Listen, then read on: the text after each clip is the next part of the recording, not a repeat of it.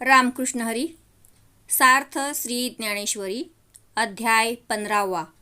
पुरुषोत्तम योग. भाग 7.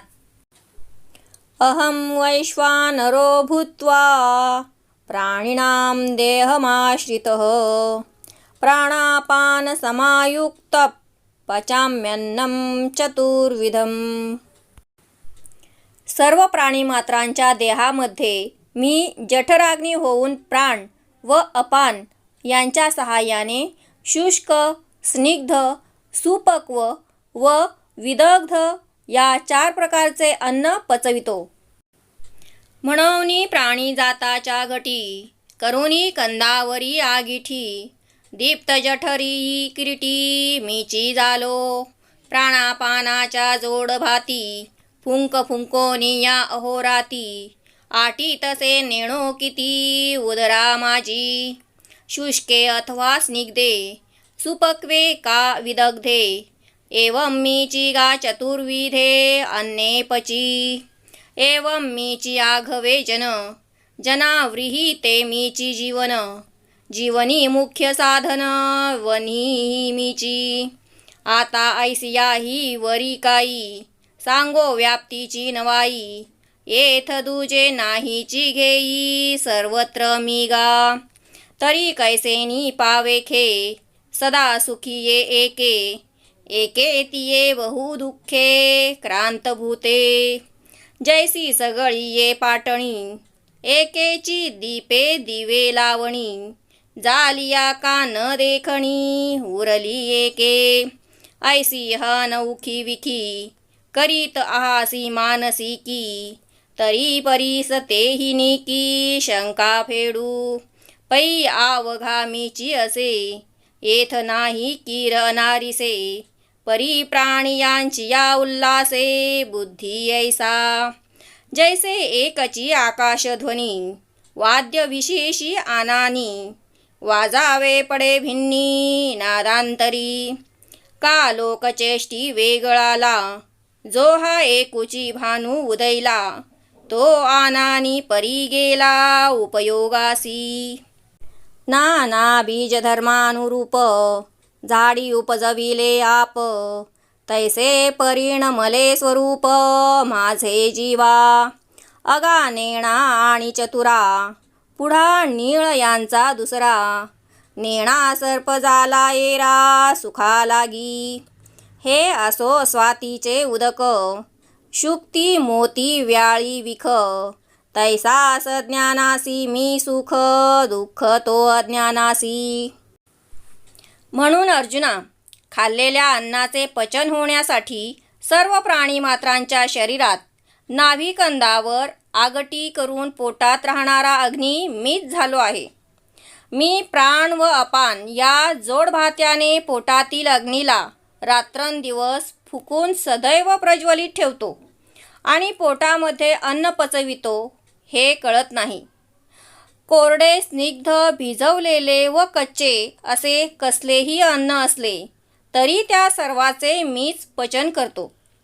अशा प्रकारे मीच सर्व जन आहे. संपूर्ण जनांना जगविणारे अन्नरूपी जीवन मीच आहे आणि खाल्लेले अन्न जिरवून जगण्याचे मुख्य साधन जो जठराग्नी तो देखील मीच आहे.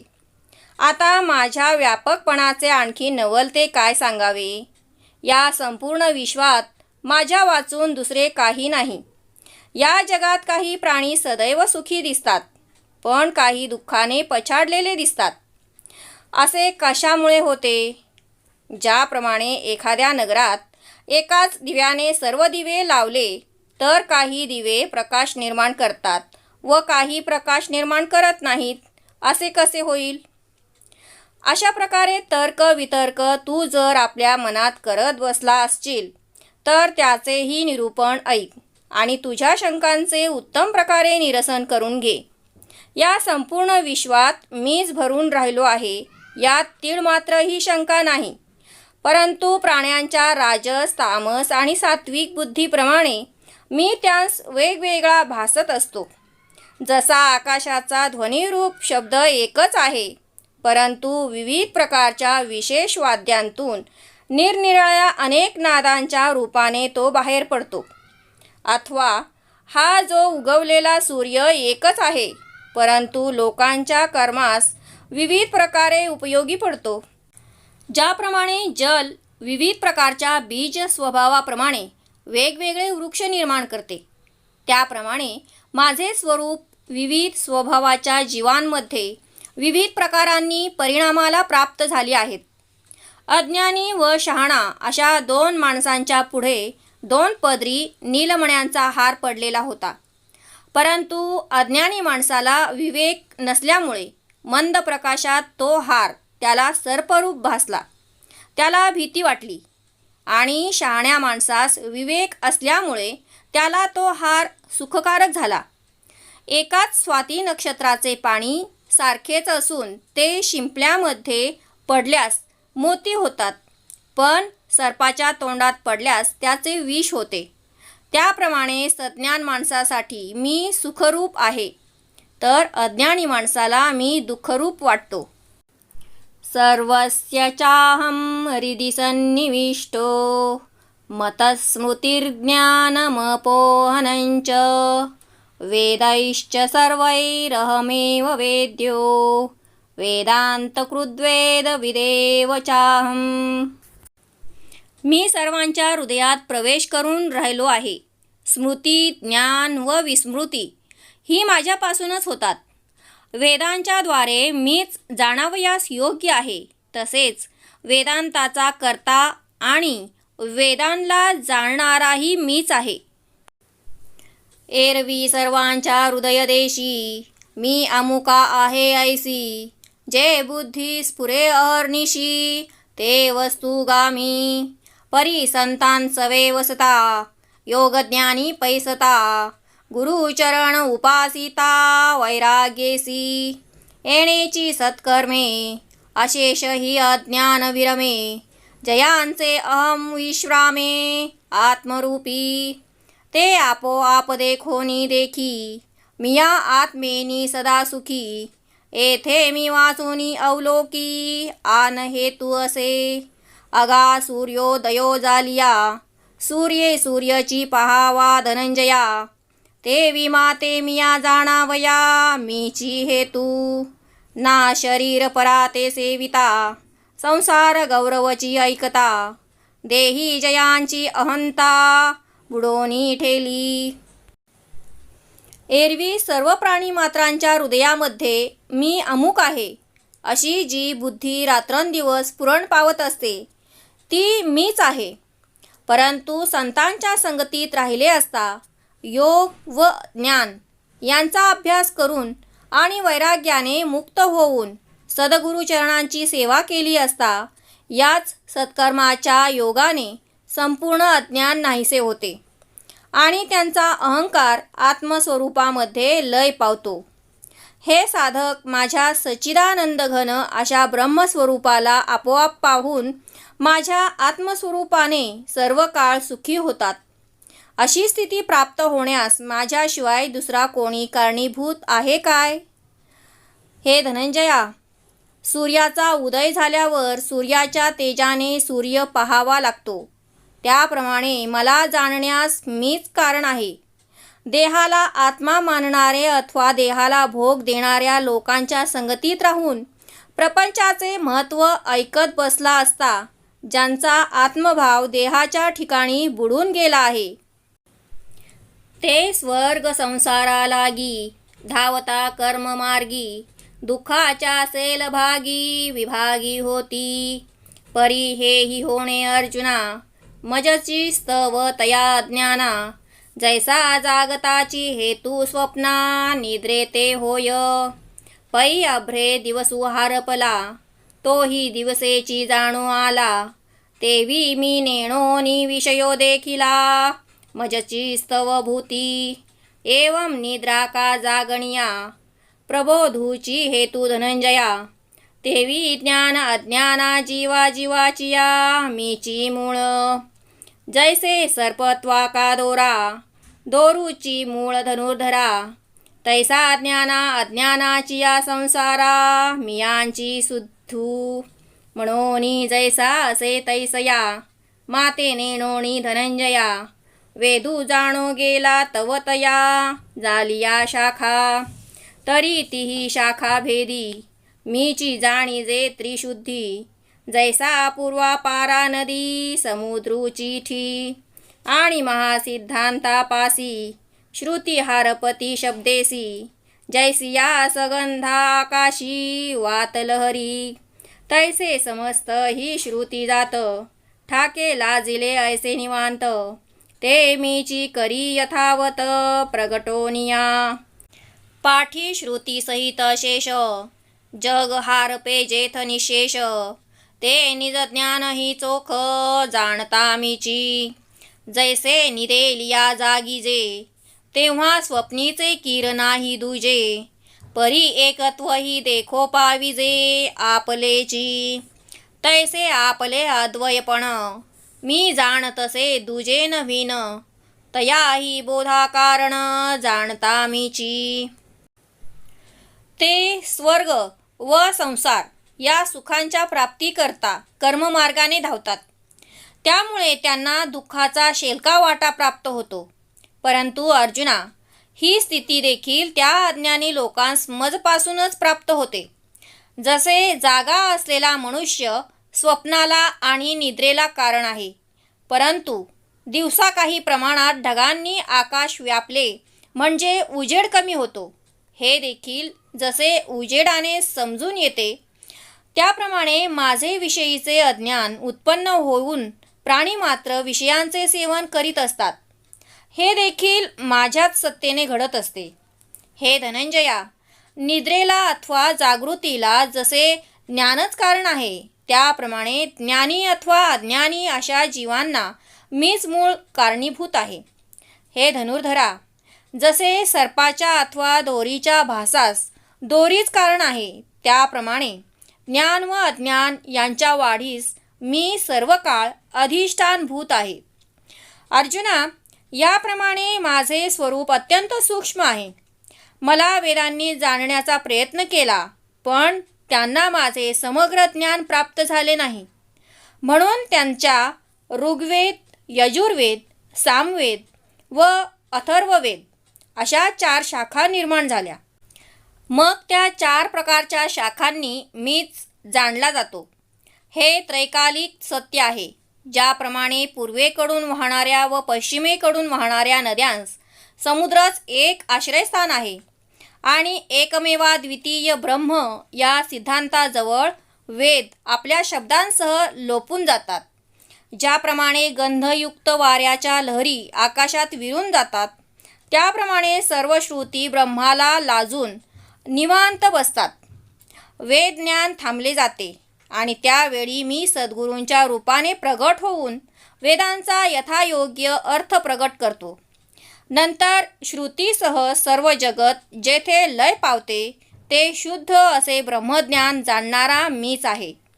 ज्याप्रमाणे झोपलेल्या माणसास जागे केले म्हणजे स्वप्नातील द्वैत सारे नाहीसे होऊन जाते, तसेच आपले एकत्वही अनुभवास येते. त्याप्रमाणे विश्वाच्या उपाधीशिवाय जे माझे ब्रह्मस्वरूप आहे, त्याचा बोध होण्यास मीच कारण आहे व ते ब्रह्मस्वरूपही मीच आहे.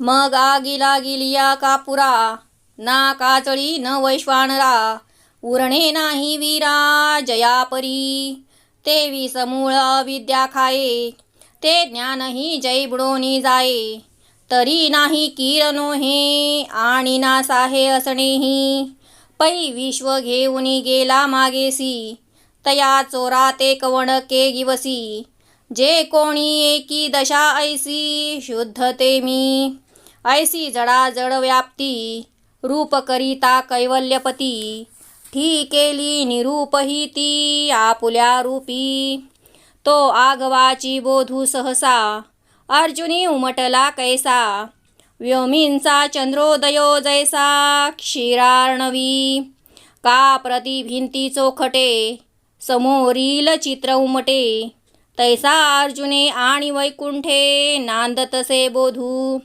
तरी बाप वस्तू स्वभावो फावे तव तव गोडिये थावो, म्हणून अनुभव यांचा रावो. अर्जुन म्हणे, जी व्यापकपण बोलता निरुपाधिक जे आता, स्वरूप प्रसंगता बोलिलो देवो. ते एक वेळ अव्यंगवाणे, की जो कामज सांगणे. तेथ द्वारकेचा नाथू म्हणे, भले केले. पै अर्जुना आम्हाही वाडे कोंडे, अखंड बोलो आवडे. परी काय की जे न जोडे, पुसते ऐसे. आजी मनोरथांसी फळ, जोडलासी तू केवळ. जे तोंड भरूनी निखळ, आलासी पुसो. जे अद्वैतावरीही भोगिजे, ते अनुभवींचे तू विरजे. पुसोनी मज माझे, देतासी सुख.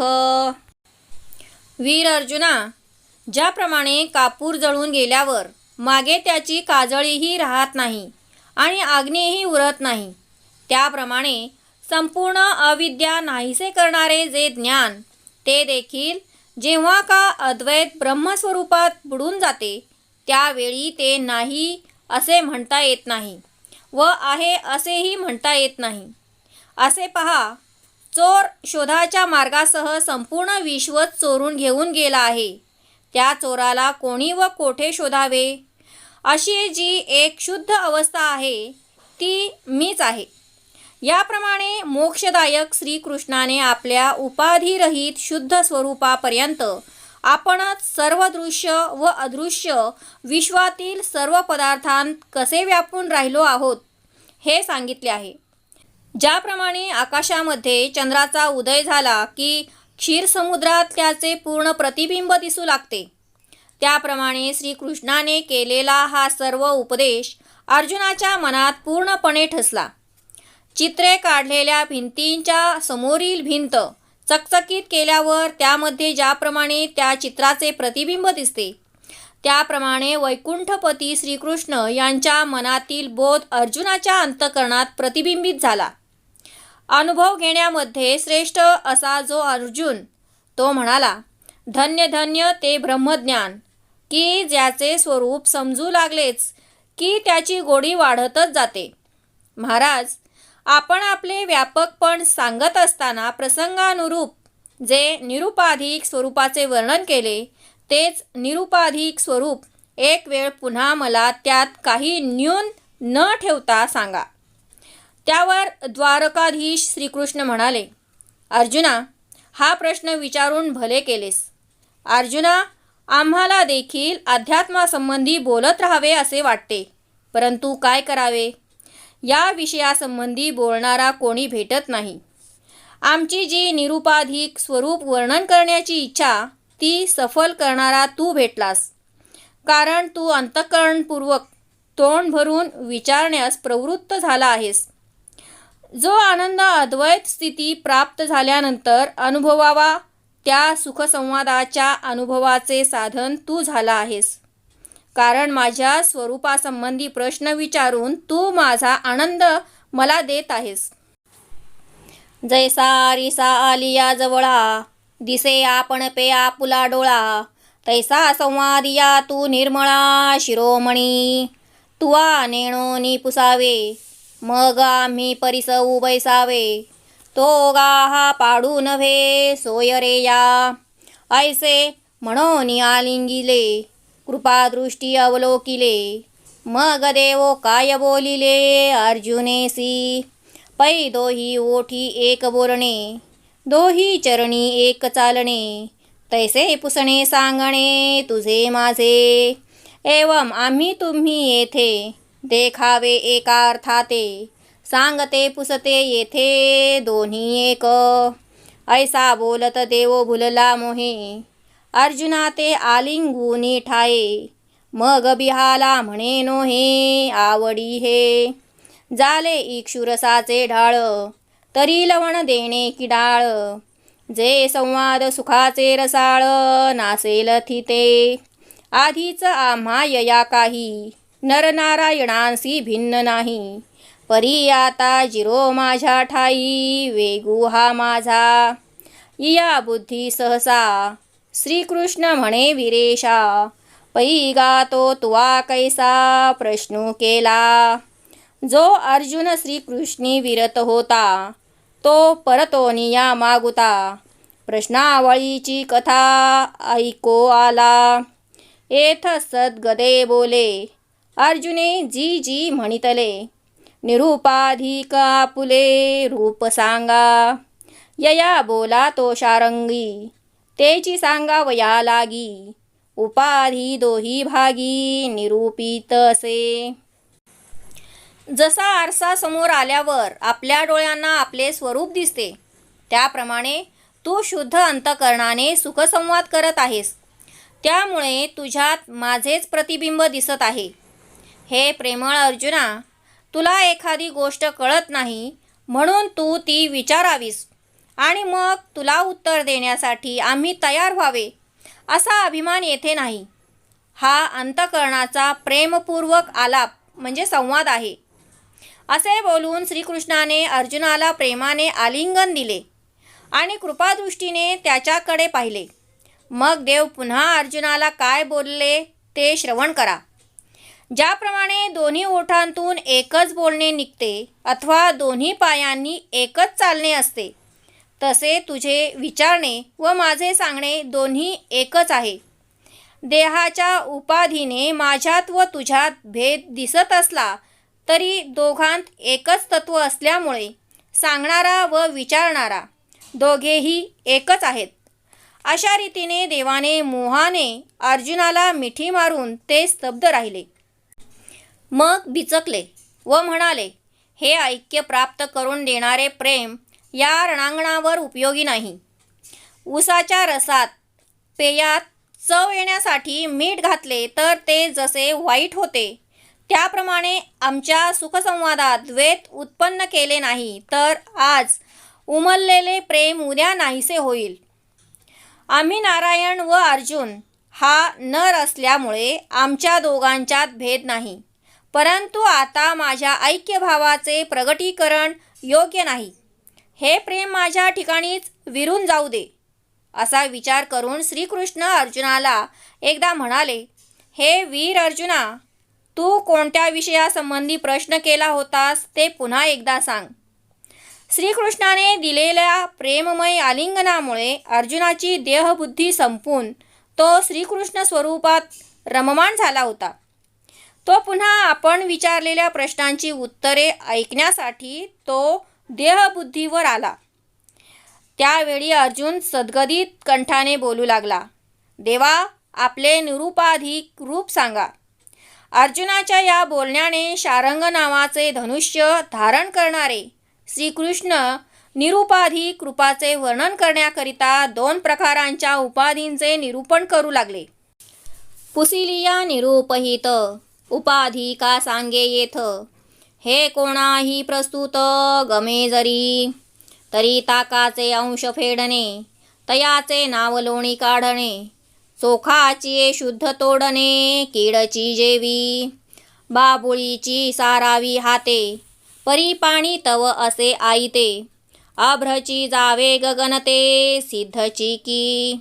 वरील कोंडियाचा गुंडाळा, झाडूनी केलिया वेगळा. कणू घेता विरंगोळा, असे काही. तैसा उपाधी उपहिता, शेवटू जेथ विचारिता.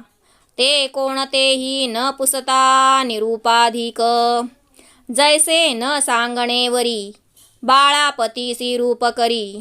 बोलनी माले पणे विवरी, अचर्चाते. पै सांगणे या जोगे नव्हे, तेथींचे सांगणे ऐसे आहे.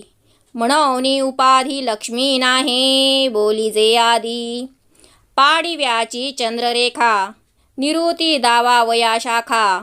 दाविजे तेवी औपाधिका, बोलिया. आता अर्जुनाने निरुपाधिक स्वरूपासंबंधाने प्रश्न केला असता श्रीकृष्ण येथे उपाधी का सांगत आहेत, अशी जर शंका कोणाच्या मनात येत असेल तर मंथन करून दह्यातून ताकाचा भाग वेगळा काढणे यालाच लोणी काढणे म्हणत असतात. अथवा सुवर्णशुद्धीसाठी किडाळ ज्याप्रमाणे शोधून वेगळे करावे लागते, पाण्यावर आलेले गोंडाळ हाताने दूर केले तर पाणी जसे शुद्ध आहेच, अथवा आकाशातील ढग गेले की आकाश स्वतः सिद्ध आहेच. धान्यावरील कोंडा काढून टाकला तर शुद्ध धान्य हाती घेण्यास काय हरकत आहे? त्याप्रमाणे स्वरूपावरील उपाधी काढली असता सूक्ष्म विचार केला तर जे काही शिल्लक राहते ते शुद्ध स्वरूप होय, हे कोणास न विचारताही कळते. त्याप्रमाणे सुशील मुलीला तिच्या पतीचे नाव विचारल्यावर ते न घेता ती लाजून गप्प राहते. तेव्हा तेच तिच्या पतीचे नाव काय समजायचे? त्याप्रमाणे सर्व शब्द जिथे संपून जातात ते अवर्णनीय असे शुद्ध स्वरूप होय. स्वरूप साक्षात शब्दांनी सांगता येत नाही, म्हणून उपाधींचे वर्णन करणे हेच त्यांचे सांगणे होय. म्हणूनच लक्ष्मीपती श्रीकृष्ण प्रथम उपाधी सांगतात. शुद्ध प्रतिपदेच्या दिवशी आकाशातील चंद्राची कोर दाखविण्यासाठी जशी झाडाची फांदी दाखवावी लागते, त्याप्रमाणे भगवंतांचे निरुपाधिक स्वरूप सांगण्यासाठी हे उपाधीचे बोलणे करावे लागले.